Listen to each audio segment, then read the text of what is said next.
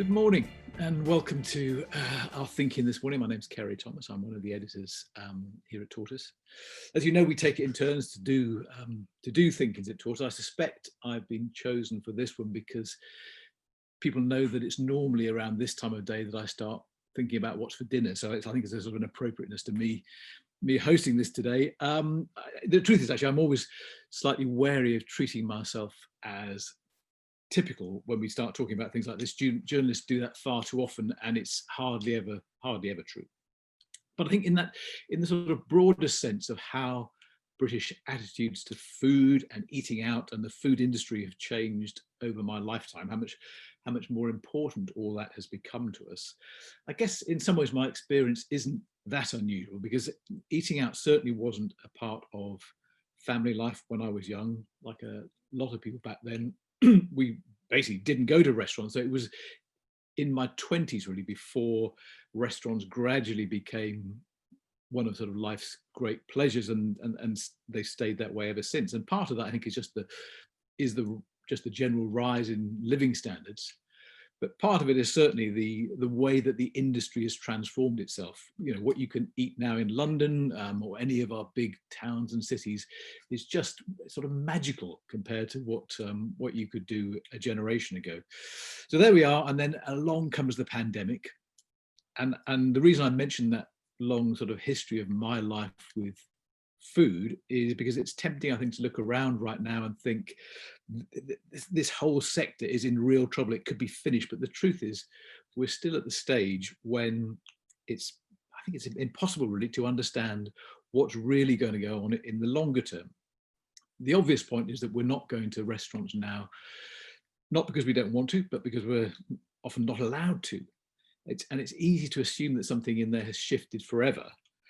But until we get back to something like a normal situation, we're not really going to know if there's been any kind of fundamental change at all. And I guess in a nutshell, that is the hospitality's, the food sector's case. That's the case for government keeping going with its support. Why would we pull the plug on these important, potentially viable businesses when they may have every chance of making it in the future if they can just get to that future? At the same time, I think it feels naive to think, not just in food, but across a whole range of things, that something fundamental hasn't shifted. And I'm hoping one of the things that we can start to think our way through now is what, if anything, we can see already that may have changed for good, because a lot has changed. Companies have adapted, eating habits have changed. Is it starting to become clear already which of those things might be a forever change and which is temporary and an adjustment? I think many of you will know the drill for thinking now, but just very quickly, thinking is the heart of what we do at Tortoise. It's the heart of our editorial process. It's the meeting every day or so which helps us decide how we think about topics, how we cover them, what our point of view is on the things that we're covering. And we have one simple rule, which because you would never, in a news meeting in the BBC where I used to work, or newspapers or wherever, you would never ask a question. It's about a point of view. So what we want is your experience, your point of view, something that will help all of us in this room understand this topic in front of us better than we do now. We have some great guests with us this morning to help us understand the food industry, what it's gone through and what it might be. We've got Kate Nichols, who's the Chief Executive of UK Hospitality, brilliant spokesperson for the industry. We're not, I think, going to see Kate's face this morning because she's her internet connection is not the best. So Kate will be audio only, but none the worse for it. We've got Thomasina Miers, who a lot of you again will know, entrepreneur, chef, founder of the Wahaca chain. There's Thomasina, good morning. And at some point, we're hoping that we will have a sort of young London entrepreneur, Shaka, who set up a couple of restaurants starting out in his mother's kitchen. If we don't get him, we will be absolutely fine anyway. So let me, Kate, can I come to you first? So I should just say before I begin, the ways to chip in. Either there'll be a lively chat going on. So you can chip in there, and my colleague Phoebe, who's looking at the chat this morning, there she is waving, may hoik you out of there and try and insert you into the main event. I may do that if I see interesting points being made in the chat. If you don't want to wait, then if you click on the participants tab, that will bring up a list of people who are in this conversation. At the bottom of that, you will see a little button that says raise hand. If you raise your blue digital hand, then I will know that you're trying to get in, and I will come to you at that point. So, or as soon as I can afterwards. So do please chip in. That's what these things are all about, and it really helps us to wrap our heads around the topic at hand. But let me kick off. Kate, good morning to you. Good morning to you. I'm sorry I can't join you visually, but hopefully you can hear me loud and clear. You're sounding good, thank you. Kate, this conversation is part of a series that we're running, which is looking at winners and losers from the pandemic. And I think in the round, overall, hospitality feels like a clear loser. It's been harder hit than perhaps any other sector. But if you look at the food business in particular, which is what we're looking at this morning, within that overall picture of a really difficult time, what are the relative winners and losers within the food business sector? Anybody that I talk about as a winner, it's a relative winner, and nobody is coming out on top or better than they were last year. So I think you've seen more people move towards delivery services, either local ones run by pubs and bars and restaurants who turn to do takeaway and delivery for the first time, click and collect, or the ones using a national platform. But as I say, I think that is just relative, because before the pandemic, the market share for restaurants by takeaway delivery services was around 7 to 8%, slightly higher in certain locations, slightly higher for different types of cuisine. So it's very difficult to average across. But nationally, it was about 7 to 8%. During the height of the pandemic, when we were in.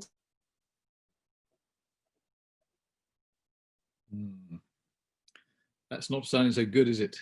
Let me come to Thomasina. Going through a restaurant.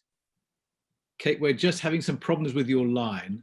Let me come to Thomasina and see whether we think it's going to get better, or we might need you to dial in again. But Thomasina, good morning. Hi. I think you could be talking a lot the way things are looking. So I hope you've got a glass of water to hand. Tell me, I think Kate was starting there to give us the sort of bigger picture of what's happening across the sector. Well, hopefully we'll come back to her and she'll be able to do that. But can you paint us a picture of Wahaca pre-lockdown and where you are now in terms of turnover and delivery versus in-restaurant dining, or whatever the metrics are? Yeah, sure. So, I mean, we were incredibly lucky because we had never wanted to do takeaway, because we always were worried about the product and how it's going to arrive on people's plates at home. And so that stopped us doing it for a long time. And then we suddenly thought, well, maybe it's an area we should investigate. And so about 9 months before lockdown, we started a very tentative dipping our toes in the water, and actually found, I mean, we did it so slowly. We did it with Deliveroo, who were kind of chomping at the bit for us to kind of roll it out really quickly. But we were so painstaking because, you know, the quality of our food is kind of, we feel is like everything we've got, apart from our amazing staff. So we did it really slowly. We did it from one site, Wimbledon, and we really kind of worked on the product and how it was going to arrive and the packaging.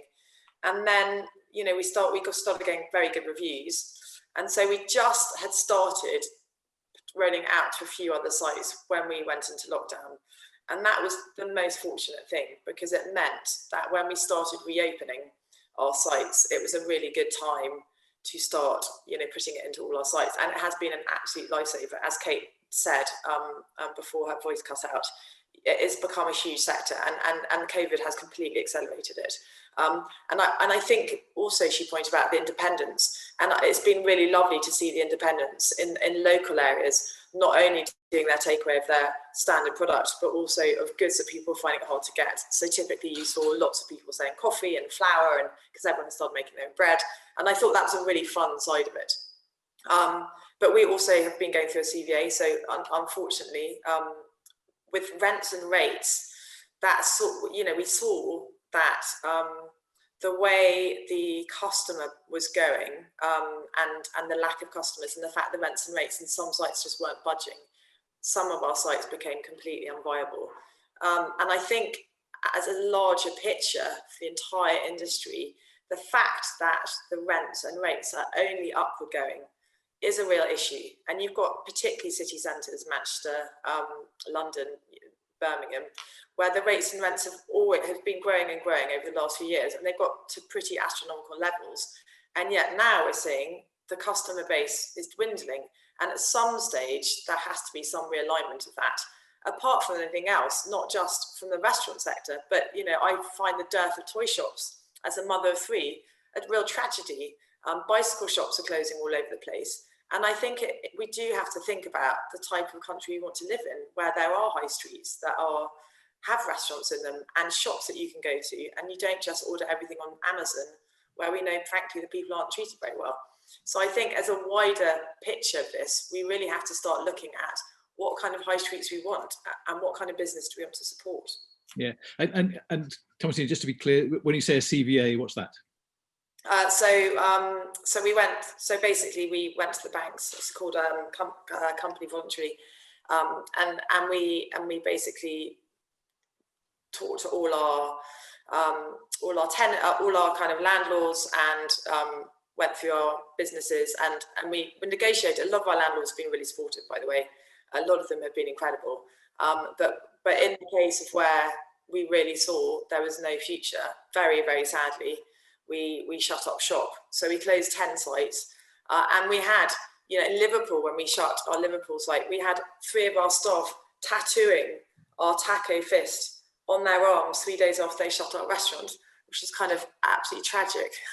Because I think extraordinarily, we are still an independent business. We have exactly the same ownership as we did when we opened.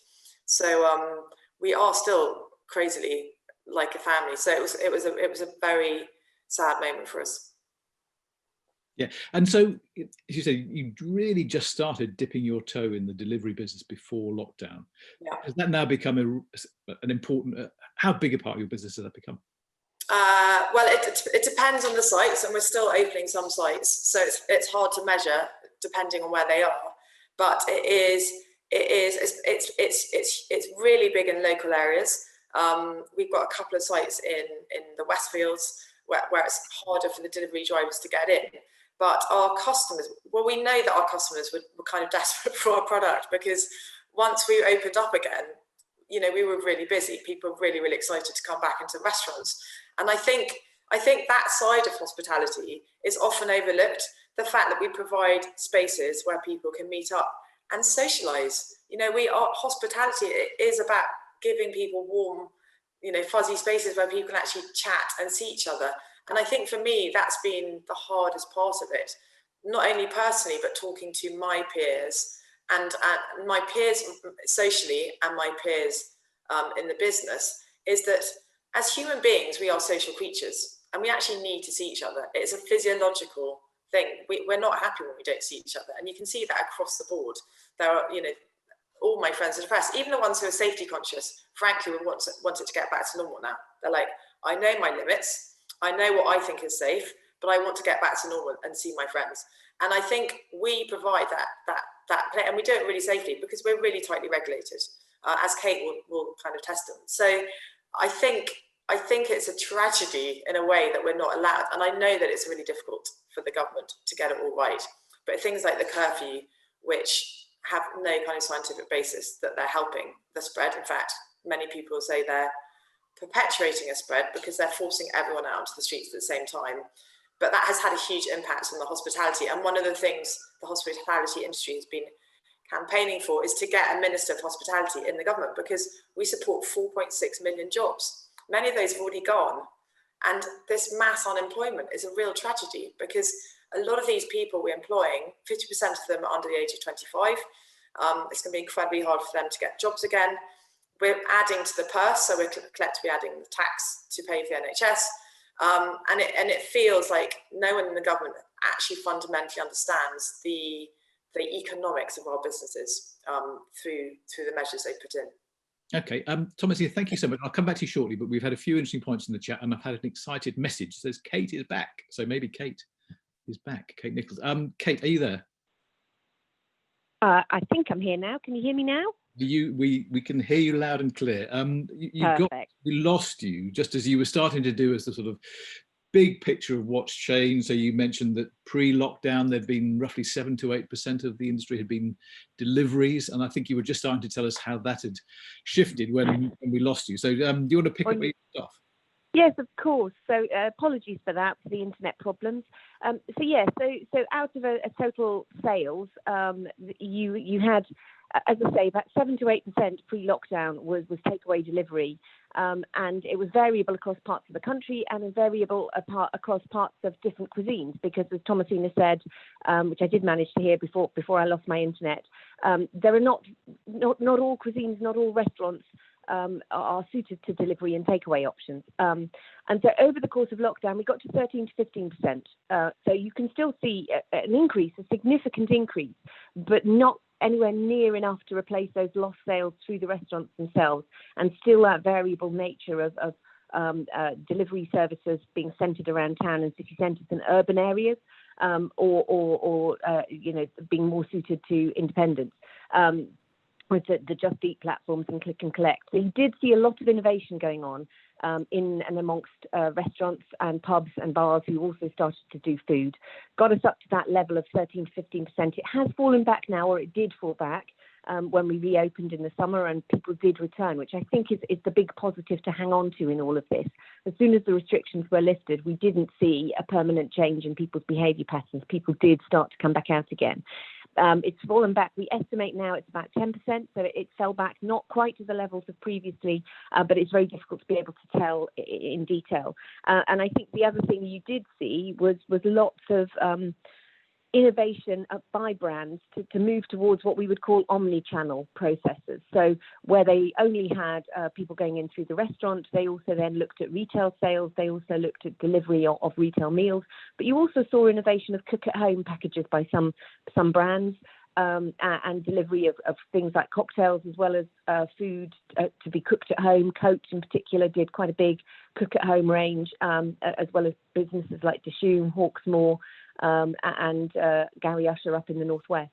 So you did see quite a lot of innovation of different ways of delivering the food, different ways of getting the brand in front of customers, even using supermarkets as well, where you've got Yo Sushi and Pizza Express having their link ups, but still predominantly driven by people going out, eating in the restaurant or in the food setting and food service setting, and a desire to return to that as soon as you saw lockdown restrictions lift.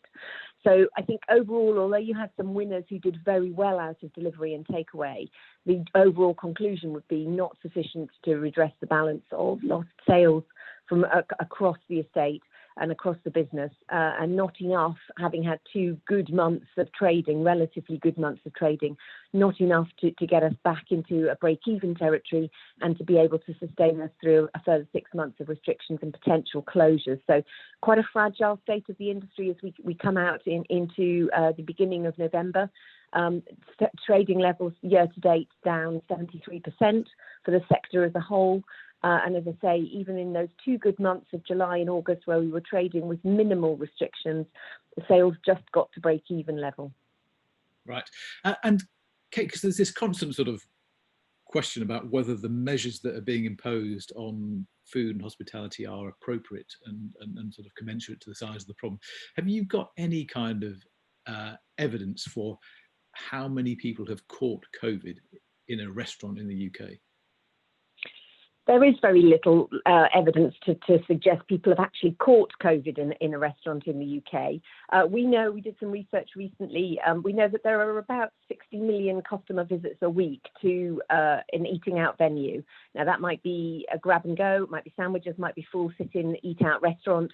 But the 60 million customer visits a week, less than 1% of our team over the course of the last 4 months since we've been opened have tested positive for COVID. That doesn't suggest they've caught it in the restaurant, but they've tested positive for COVID. If restaurants were a source of infection or a petri dish, as somebody's described them in the past, for transmission, you would expect to see far higher levels from our teams who are exposed on a regular basis. The government statistics show that less than 3% of all outbreaks, and an outbreak is 2 or more linked cases. So people who could clearly say they've caught it or been exposed to it in a restaurant, less than 3% are in a food restaurant setting. In fact, that actually is for whole hospitality, so it would be less if you were in a restaurant. But there isn't really much evidence to suggest that there are high levels of transmission within a restaurant setting. The stat that the government relies upon is that of 600 people who they talk to in Public Health England as part of contact tracing, so just 600 out of 60 million customer visits, 600 they spoke to, a third of those have been to a restaurant or a hospitality setting in the week prior to testing positive. Now that just indicates exposure. That doesn't indicate that they've caught it there. And really what you're proving is that those people are out and about, because the same level of people, and probably the same people, were also at work, shopping, or in home and community. The overwhelming evidence suggests that transmission is happening, infection is happening at the home, in the home. And clearly, if you've got socialising going on at home that doesn't comply with the rule of 6 or the mixed households mixing, that's where you are seeing the vectors of transmission the most. All right. Kate, I'm going to whiz around in a second. I'm going to go to my colleague Tessa Murray, who's had a hand out. I want to come to George Pell, who I know is in the room, and I want to come to James Cooper, who's been making some interesting points in the chat. But before I do that, I think Thomasina raised an interesting point as well, which is to what extent, when we're talking about food and hospitality in this whole sector, to what extent is this really also a conversation about the kind of cities we want to live in, the kind of lives we want to live, the kind of places that we want to have around us? Yes, I think it's entirely caught up in that. You can't separate the two. Since the financial crash in 2010, hospitality has led regeneration in cities. It's invested about 4% of its turnover each year in new sites in town and city centres. If you look at places like Manchester, it's hospitality-led regeneration. You look at King's Cross and the area around King's Cross, the anchor tenants are restaurants eating out. That is what is driving our town and city centre redevelopment. So in that decade since the financial crash, hospitality's generated 1 in 6 of net new jobs, and it's grown by 5% year on year, and it's transformed our town and city centres. So if we were to let hospitality fail, or if we were to say these are no longer viable jobs, so let's see what comes out the other end, it would be a sort of scorched earth policy for many of our town and city centres. You would have boarded up units, you would have higher levels of failure, not just within hospitality, but across our supply chain, and crucially across the retail and other support services. So what we know is that people come out to town centres, they browse, they spend more time, they dwell longer, they spend more money in retail when there is a good complementary eating and drinking out offering. And what people are doing is often now going out to eat and drink and shopping at the side, or eating and drinking out while they're out. So if we want vibrant, dynamic town and city centres, we need to find a way of making sure these independent businesses and the chains, because there's a space for both. I've often seen it as a polarised debate as an either or, and it's actually both. That we have that vibrant, diverse offering to support our culture, to support people who are working from home more or working from an office that is now located closer to where they live. And we need to find a way of making sure that we don't have a dearth of exciting, innovating units on the high street. Yeah, okay. Thank you for that, Kate. Stay there, we'll come back to you. Tessa Murray, my colleague, you've been very patient with your hand up there for a long time. Let me bring you in. What's on your mind, Tessa?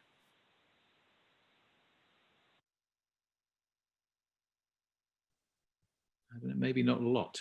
Let me see what's going on with Tessa. And Tessa, morning. Morning. I said it felt rude not to be eating all the way through this thinking this morning, so I've been chomping merrily. No change there.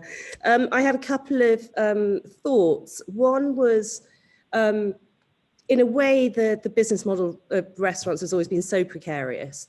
You know, in any ordinary economic cycle, that turnover of restaurants has always been huge. So are we seeing a sort of concentration of that, where business models that might have sort of naturally died, it's a concentration of that. Sort of acceleration of things that were going to happen anyway, you mean? Exactly. Yeah. So that's sort of one thought. But the other thing that I don't think we've talked about and selfishly, this has been on my mind because I may or may not have a big birthday coming up, is the rest of the hospitality industry in terms of weddings, parties, you know, and particularly when you look at the outside of London, how much of the hospitality industry is really reliant, venues are really reliant on this big sort of party or celebration activity. And you know, I'm very conscious of the difference between an urban conversation about deliveries and restaurants and shopping and spaces versus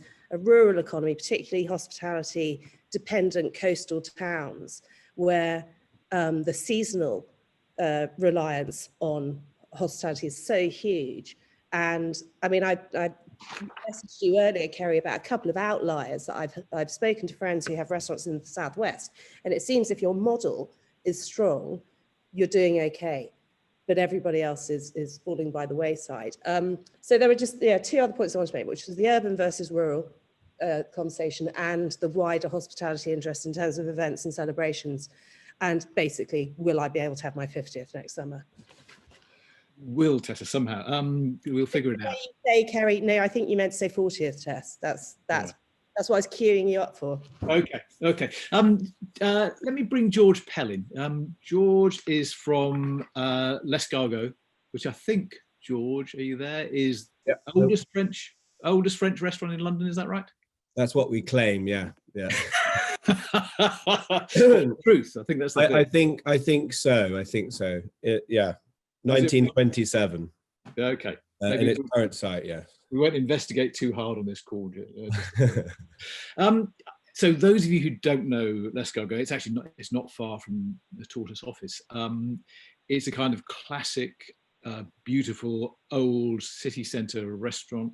And I'm saying all that, George, because it strikes me it's probably exactly the kind of place that may really have been clobbered by the last few months. I guess you don't do deliveries. I've never. No, well, yeah, it's always interesting to hear how everyone in the industry moves around and pivots. Obviously, for us, I guess our concept is experience. It's tablecloths, candlesticks, pianos, twinkling glass cutlery. It doesn't necessarily travel well, French food. So you know, we kind of immediately in this process of what do we do next, so that's not our answer. It was very interesting listening to Tessa talk about urban rural, because we kind of did that immediately and took L'Escargot, if you like, on the road physically, and we've done a pop-up this summer in Aldborough, which is a town on the East Coast. Now, I'd love to claim the fact I was a complete genius and saw all of this unfolding, but we've had just the most unbelievable stay. We've now extended it till the end of the year because it's been so successful, and it's just been one of those fantastic sort of tales, really. We just rolled the dice, took a gamble. We knew that if we didn't come up with something, we wouldn't last till the end of the year. We didn't have enough support from loans. I mean, our landlord was fantastic, but we couldn't see ways of making the brand work in the delivery sector. So this was kind of the last roll of the dice. And when you're thinking about where that could lead, yeah, do you? Yeah, there's this big question, as Thomasina has mentioned, and talking to Kate about what the future for city centres is. Is it conceivable that L'Escargot could roll up its tablecloths, take down its chandeliers, and move to somewhere where people are going to be if they're not going to be in the middle of London? It's conceivable, but it comes down to the combination of who owns the business and who makes the decisions. We're in a fortunate situation that we own it privately ourselves. Means that we're quick to make decisions, and we can do things that we want to do. We don't have to.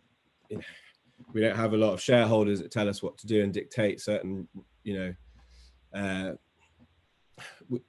we essentially can sit on losses, and it's our decision to do that, and we don't have to repay our shareholders. So I don't think there's ever going to be a chance that we'll let it go. It's too much of an institution, and we'll work out a way of diversifying. We might even look at doing takeaway. We've started to sort of practice bourguignon doesn't travel well, neither does onion soup.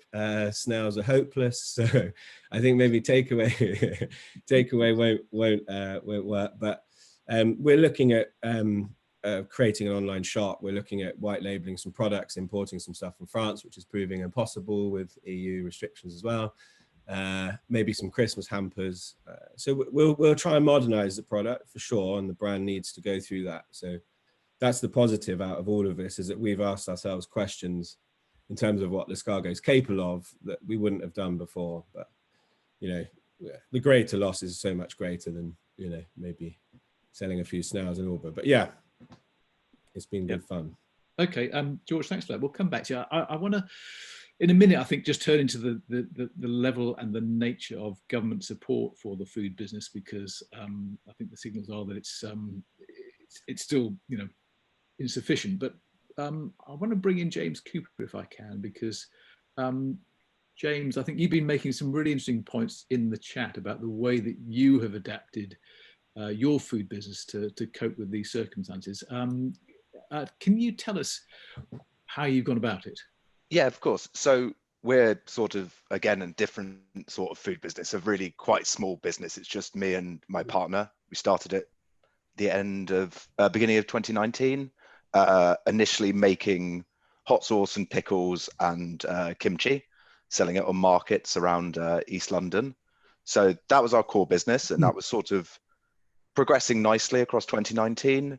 And we had some plans, and we sort of have a vision that we're going to grow this into our tagline for the business is that we're a local food enthusiast. So we were looking at doing pop-up restaurants. We've done a few collaborations with some local cafes where we cooked in them for weekends. 2020 was supposed to be the year that we sort of really accelerated that part of the business, getting more into doing pop-ups or private catering or whatever those were.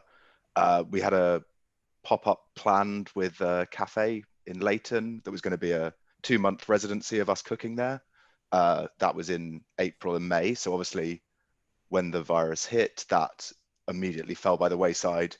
We were faced that the markets we were selling out also closed. So we sort of, everything we were doing shut down, and we were forced to essentially, as everyone else was, pivot into other things. We quite quickly started doing a service that I think a lot of people have done subsequently, somewhere between a takeaway and a ready meal.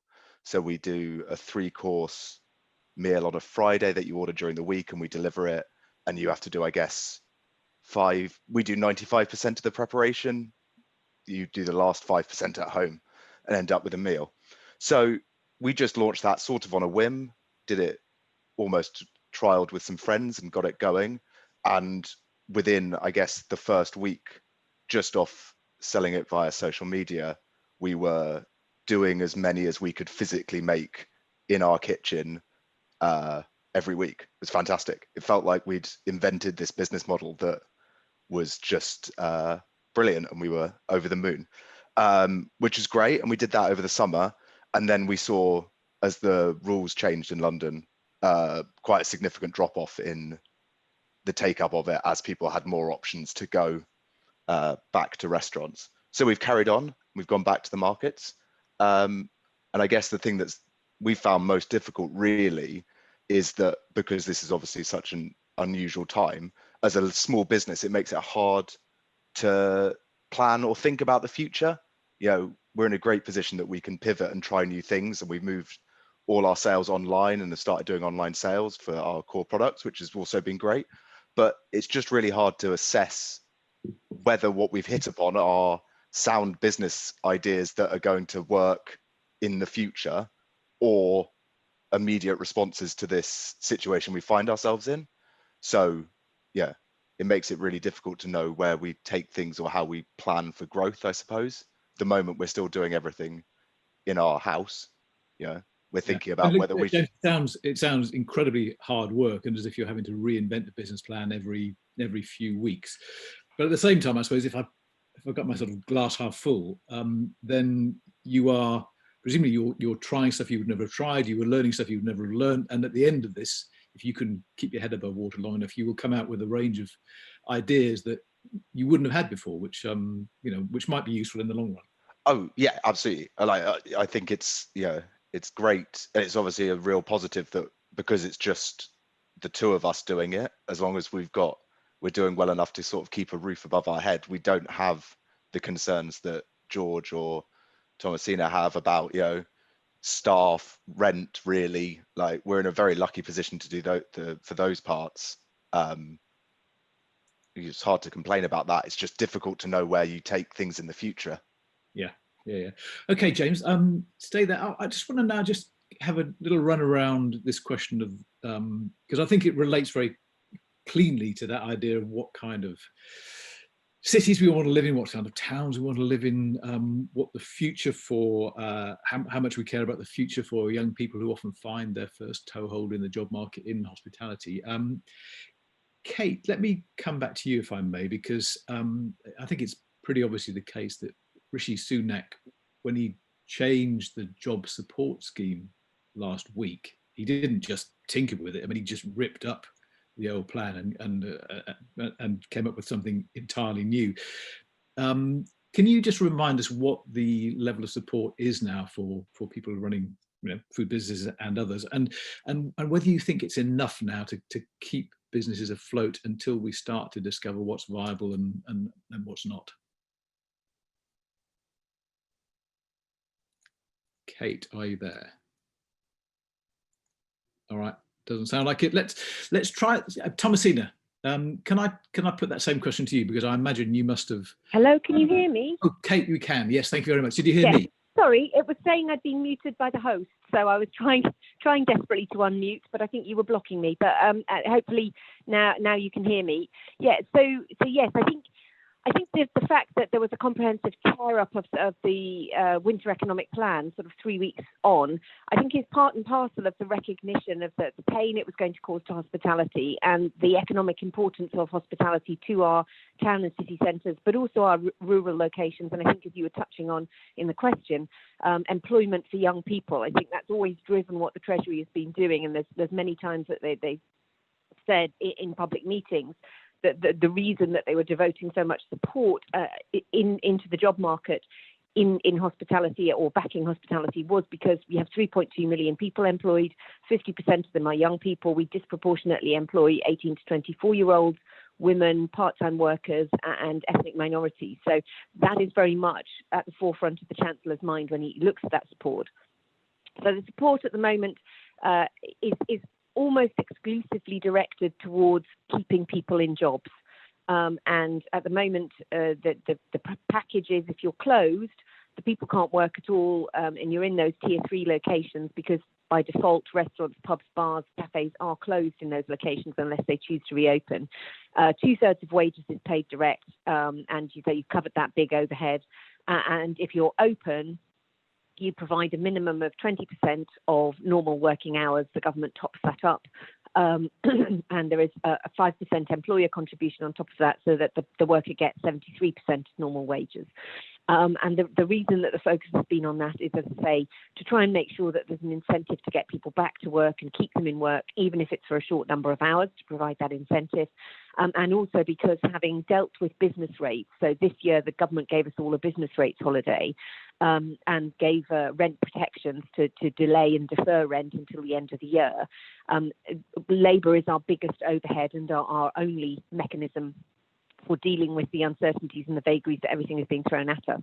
So I think the Chancellor put in place that package in order to try and help with the business planning challenges that were just talked about, to give a degree of certainty that for 6 months you could know that you were going to get the wage bill covered for those people, so that you could avoid having a knee-jerk reaction of having to make people redundant in order to ride out the next wave of restrictions. Clearly, it's not going to be sufficient, because on top of that, there are very small grants that are available, sort of £2,000 to £3,000 for a 4-week closure period. So clearly, these businesses are still going to be operating at a loss, which will mean that by the end of it, if we get out of the restrictions in March next year, or if they're lessened, we will have had a full year of loss making, which is going to be incredibly challenging. So there is undoubtedly going to be a need to go back to the Treasury to get additional support for these businesses to make sure that these jobs remain viable for the longer term. Yeah, and Kate, I suppose you've touched on this, but just to sort of clarify, the criticism of the scheme that the Chancellor replaced last week was that it really didn't do enough to protect jobs. Do you think this one will seriously protect jobs in the food industry?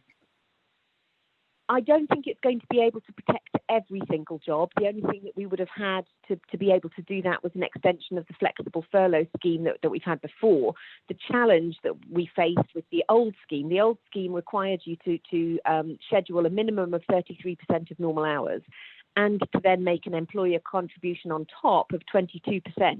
So you were having to find, even if those hours weren't worked. So as an employer, you were having to pay 55% of wages, even if you were in the tightest restrictions, even if you couldn't trade, or even if your trade was so limited that you were barely able to schedule sort of 20 to 30% of normal hours. So it was going to result in large numbers of redundancies. We've staved that off for the time being, but I think it is a stay of execution. I don't think it's with one bound we are free and those jobs are secure whatever happens. I still think we need to look carefully at how long these restrictions are in place, how quickly we can remove them, particularly the ones for which there is no scientific evidence. That's what's going to be the key to making sure that the stay of execution the Chancellor has given us turns into a saving of jobs. Can we get rid of the curfew? Can we move as rapidly as possible down the tiers? And can we get some additional support on rents and rates as we come into the recovery period of next year? Yeah. Thomasina, how does this job support scheme look from Wahaca? Unmuting. Am I unmuting? There we are. Great. It is, well, as Kate said, I mean, it's definitely a help. You know, we have to say thank you, because it definitely supports the loss of money. But as Kate said, also, it's not enough. And I think for me, looking at a bigger picture, I'm a trustee of a charity called Chefs in Schools, so we are kind of really at the coalface of child hunger, and you know the long-term effects of these restrictions are really severe, and I think that is the tragedy for me, that the support is not enough. You know, people are literally dealing with their savings, and they are eating through their savings. And so basically the survivors will be the ones who have a deep enough bank balance to support them.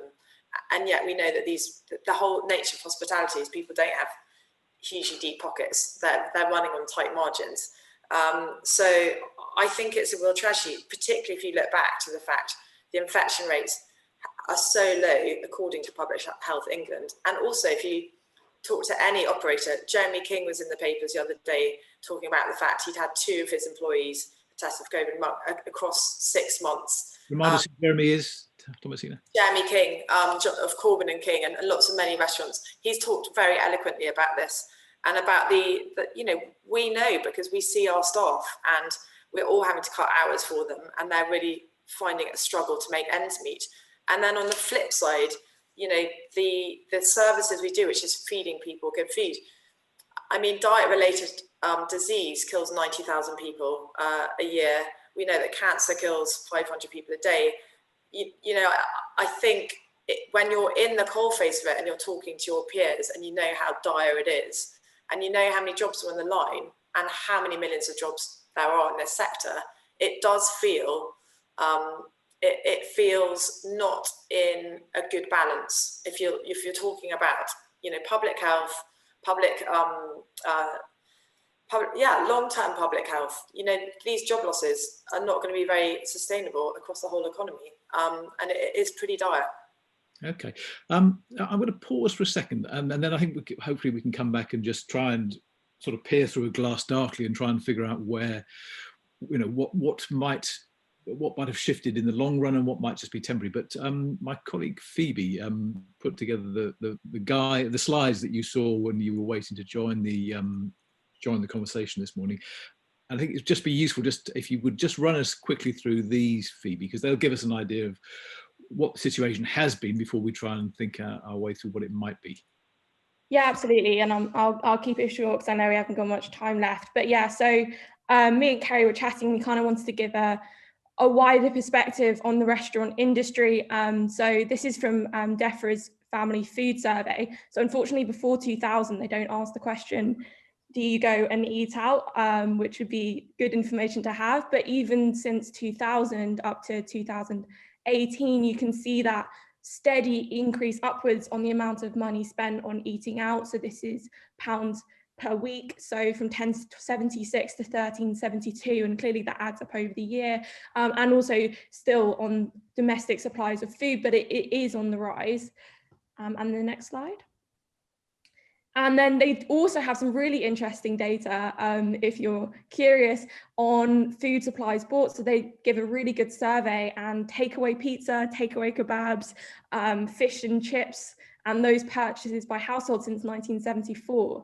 And you can kind of see that astronomical rise of takeaway pizza kind of since the 90s, and then skyrocketing up until 2019. So fish and chips, clearly, kebabs, these are not all of the takeaway foods available, and that kind of doesn't encompass some of that restaurant food that you might have.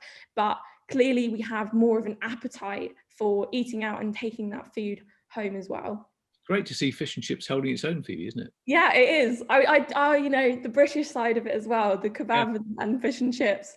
So this is the data from Open Table that comes across from the restaurants across from March to October. So they've been really good at mapping out their restaurant bookings. So this is seated diners, walk-in and reservations. So you can see in March that huge drop down as lockdown started. July 4th marked there as we started to come back into it. The little peaks and troughs, that's because this is by day data. So this is that weekend peak.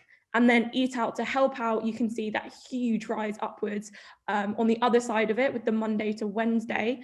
And then that August bank holiday, over 200% increase in bookings year on year. But then you can also see in first weekend of September, that huge drop again, as people realized that they wouldn't get that discount. And some restaurants did continue to have those discounts available.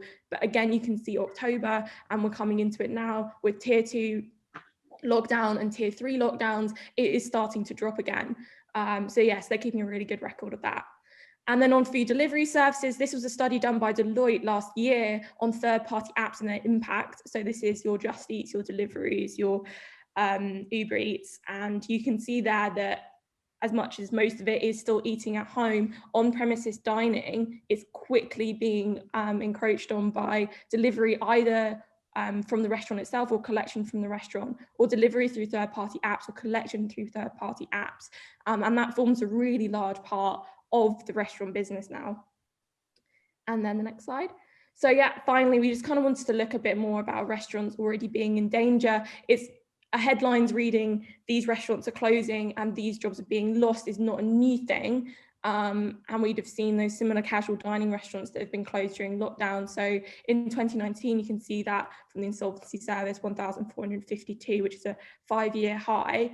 And that just kind of shows that this is already an industry in danger. As much as many other businesses have struggled, this is already a struggling business, and we do eat out more, but support really needs to be given as they employ so many people in the hospitality sector.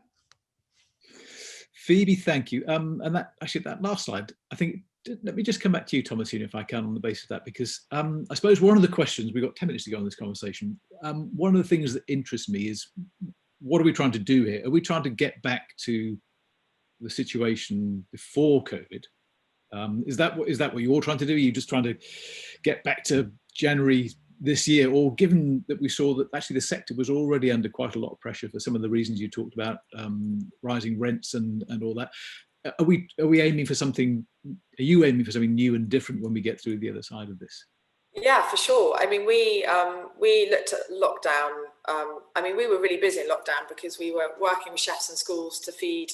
We produced 330,000 people for kids who are hungry, which was a very interesting model that all our staff wanted to carry on with, which is interesting in the light of recent news. We looked at all our supply chains because I do think, in light of how we eat and where we eat, given that the production, the whole food industry is the cause of 50% of greenhouse gas emissions. You know, how we eat, how we purchase food is so important in terms of any green recovery, not just a recovery, but our future, you know, promise to be a green nation and to protect kind of global warming. And so, you know, we've been carbon neutral for 4 years, but we really looked at all our supply chains. We increased our amount of organic vegetables on our menus. Our street food menu is now 50% vegetarian. We've got new chicken suppliers and pork suppliers. Our new chicken farmer feeds his chickens with grain from the next door field. So our chickens aren't in any way accountable for the Amazon destruction. And I think actually what lockdown did is it made people think more about where their food's coming from. And as a real kind of optimist, I'm really hoping that people are doing that. I mean, we saw the huge rise of takeaways and kebabs and fish and chips. That's not doing anyone's health any good. But I do think people on a whole, you know, they're buying more locally, they were supporting the local shops more. There was a huge rise in box schemes from vegetable growers and stuff. And I think if this green recovery, and I'm hoping the government's going to get a bit more behind the restaurant industry, because as we've seen, what they're doing is not enough, and it feels like they're actually pouring good money after bad, because if they're not going to save jobs in the long term anyway, what's the point of doing it? So I feel like I feel like actually the restaurant spaces are the safest place to socialise, and as human beings we need to socialise. But longer term, they need to support good businesses that are, you know, either carbon neutral or buying from good suppliers who have got this kind of green kind of, you know, ethos, because we know that good food that is grown in good soil is also good for people, and it's good for the environment, and it's good for greenhouse gas emissions. So I think a big holistic change in the entire industry, the entire food industry needs to be looked at. But definitely, particularly for our industry, the whole rent and rates thing needs to be reevaluated, because if we have got shrinking markets in cities, then the rents and rates have to start going downward and not only upward trajectory, because we know that people are going to be working from home a bit more. It's great. I think people need to do both. Working in the office has that magic of the water cooler conversations, which we all need. Sitting down and facing people, you have that magic. But also, you know, a bit of working from home feels like a really good mix, which means there will be, you know, more supply in local areas. The city centres will be emptier, but maybe that means nurses and teachers can start affording to live in city centres. So I think a much larger picture look at this, and again, that Minister for Hospitality in government, so they might understand the sector a bit better. Yes. Actually, Thomasina, just quickly, because we haven't got a lot of time left, but let me just, one of the things we haven't talked about is everything that sits around you, the supply chain, the deliveries, the markets, all of that kind of stuff. Has all that been reshaped as well? I assume it has. Yes, definitely. But I don't think we've seen the effects of that yet. I think things will definitely change, but we haven't seen any effects yet. As far as I know, George was nodding, so maybe he's got a different opinion. Well, let me come to you. I was going to come to you anyway, George, not just because you're nodding, but just flip back for a second. On that question of the level of government support and the nature of government support, what's your experience of that been? What are your views on what needs to happen? It's a big question. When I talk from personal experience, Kate seems to understand it in a far greater level of detail than I do. I'm still a bit perplexed by all the various caveats of the new JRS. We are doing everything we can as a sector to keep people in jobs, and that's the big picture. Thomasina mentioned it. We need someone in government that understands our plight and understands what we do on an intricate level, because when economic policy or support is granted, it's usually, this has all been reactionary. This wasn't planned. This is like immediate. This is change. We're ripping stuff up and starting again. We need we need to lobby and have people in power that understand exactly what's going on. Otherwise, we're just throwing money into what I would consider a sort of sinking ship without tackling, the big question. When you go back, like Tessa was talking about the urban and rural, and that's a key part of this restaurant debate. And I think we're pouring money into the city centres. The reason they lose money and the reason there's an uptick in that insolvency since 2007 is because of rent. That's it, simple. Commercial rent has made it unviable to run a city centre business without huge private equity backing. It's that simple. So private owner-operated businesses do not exist in the city centres anymore. I'm one of the few restaurants left in Soho. Probably actually one of the great things to come out of this is a sense of community and honesty and ownership of our issues. I'm now on a WhatsApp group with all the other restaurants in Soho. Before we were in competition, and now we feel like we're standing together united, which has been absolutely fantastic. It's been brilliant to say to someone, you know, bloody hell, do you understand what's going on? No. Do you have an idea of how to get out of this? No. Do you understand how to do your RTI submission? No, I've got no idea. So that's been great. Government support it's welcome, but we need to look at it in a way bigger picture, bigger landscape. I've experienced two sides of it. Urban city centre has been decimated. My business in town is on its knees. I say it's kind of like, I don't know if you've watched the Monty Python Holy Grail, when the knight's got his arms and legs cut off and he's like, come back, it's only a flesh wound. You know, that's how I feel. That's how I feel. Like, we're asked to operate, we're asked to keep people in jobs, we're asked to keep serving, we're asked to put in extra, you know, extra safety precautions, screens, masks, spraying, cleaning, you know, but we've got no customers. So we've got no money to pay for all of that investment. So it's kind of ridiculous. On the flip side, moving to Aldeburgh, you know, where there's a local community that have kind of, you know, there's probably more people, you know, queuing for the local cafes here and the local pubs than there are in Soho. I was in Soho last week, and you've got 2 people sitting outside Ballin's, which would normally have hundreds. You know, I come up to Aldeburgh, Magpie's Bakery, you've got 400 people queuing at half term. You know, it's extraordinary. Fish and chips here is the buzz. Everyone comes here for fish and chips. But it's very interesting. The tier system hasn't helped. You know, here doesn't feel so affected. In central London, it's on its knees. So yeah, I think it's very, very complicated. George, again, very quickly, is your expectation that rents will have to fall because of this, or if city centres are going to have any future? I don't think rents will have to fall, because I think there's so much wealth and liquidity in other markets that will come into central London and buy up property. So if the property prices of commercial property struggles, you'll have more foreign investment buying more buildings. I don't think they'll care. And I think there's a way big top line issue here, is about how city centres are invested in. Kate again was talking about it. You know, you see regeneration projects. My question would always be, are these, you know, are they pin-ups? Are they real? Is it real investment back into the area? Or is it just, it's nice to have like flashy restaurants in developments, and that's kind of usually how developers get away with it. But I don't know. Yeah, who knows? Okay, Kate, I'm going to give you the final word if I can. We're coming up to 9 o'clock, but if you just to return to this idea of how much this is really a conversation about the way that our city centres, our town centres are going to be reshaped, you know, whether that's through a sort of flight to places like Aldeburgh, or just a fundamental change in the way that we use and occupy the middle of our cities. What's at stake here on that front, from your vantage point at UK hospitality, do you think? Well, I think you need that fundamental reassessment of what are the services around where people live and work. And I think that's one of the long-term changes that you will get coming out of COVID. There's not very many that will be long-term and will stick, but one that is about where we work and how we work.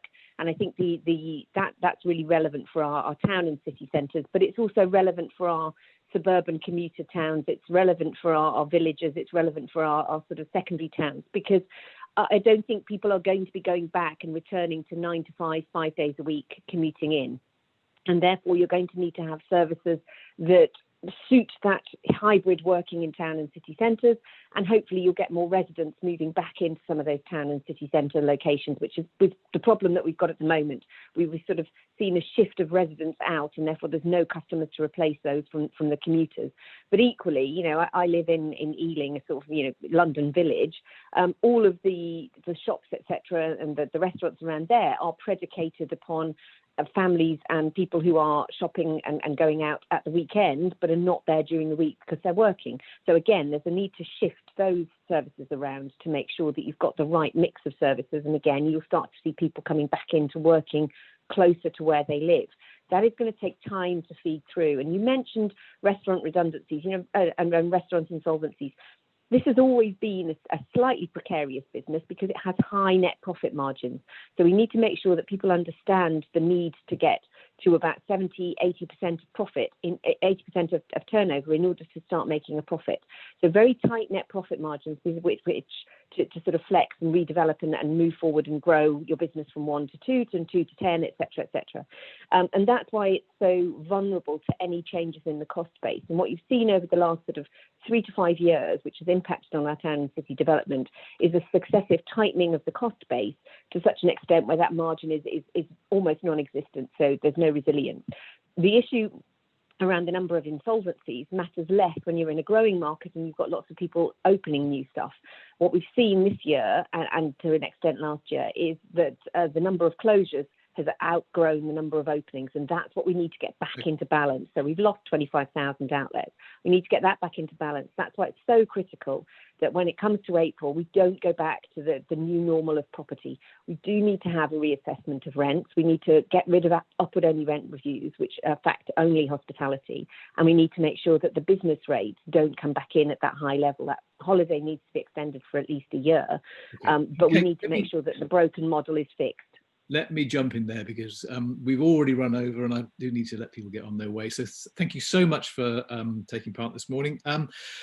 Thank you to Thomasina, currently dreaming of snails on the beach at Aldeburgh, I see in the chat, and to George and to James and everyone else as well. I think one of the reasons I got so interested in this question of how we relate this thing we've been talking about this morning, the future of the food business, to the question of the future of cities, is partly because we've got a Thinking Summit coming up in a week or two, I forget, on the future of cities. And I think it's, I cycle into London most days and you can see this, this place that I've loved and worked in for so long being reshaped in front of your eyes. You can see so many places that aren't coming back. You can see that they're closed, they're gone, they're done for. And so I think one of the fascinating things about this conversation is how it relates to that bigger thought about what kind of places we want to live in, which is where Thomasina started us off. I think it's heartening, amazing, and impressive to see the way the food business has innovated, whether that's George upping sticks to Aldeburgh or James changing the way that he does things, again and again and again, or even, as several people have talked about, the mitigation, the measures that have taken place within restaurants to make us as customers feel secure when we go in there. It's been an extraordinary thing to witness from the outside.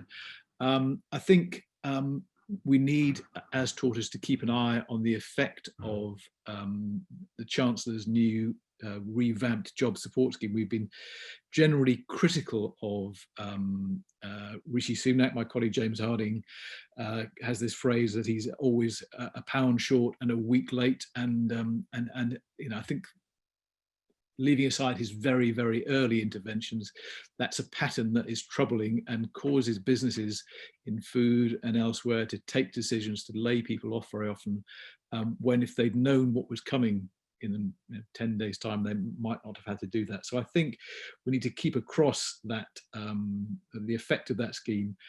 And we need also to keep across the sort of reshaping of this sector. We care about it so much. It's such an important part of all of our lives, emotionally, bringing families together. We'll have this huge pent-up demand to get out there and enjoy ourselves again if we can just get through to that moment. So a ton of things for us to go at, but let me thank everyone for taking part. And if you're around at lunchtime, we have a lunchtime thinking, but for now, let me just say thank you and have a great day.